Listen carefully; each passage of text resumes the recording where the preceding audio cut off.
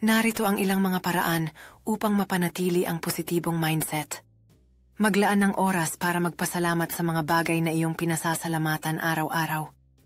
Ang regular na ehersisyo ay nakakapagpataas ng endorphins na nakakatulong sa mood. Kumain ng masustansyang pagkain na makakatulong sa iyong pisikal at mental na kalusugan. Makipag-ugnayan sa mga kaibigan at pamilya upang manatiling konektado sa mga tao na nagbibigay sa iyo ng suporta at positibong enerhiya. Ang mindfulness at meditation ay nakakatulong sa pag-clear ng isip at pag-focus sa kasalukuyan.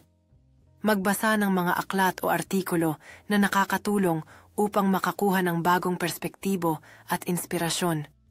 Mag-set ng maliliit na layunin upang maramdaman ang pakiramdam ng tagumpay. Limitahan ang exposure sa negatibong balita upang hindi ito makapagpabagsak ng iyong kalooban. Gumugol ng oras sa mga aktibidad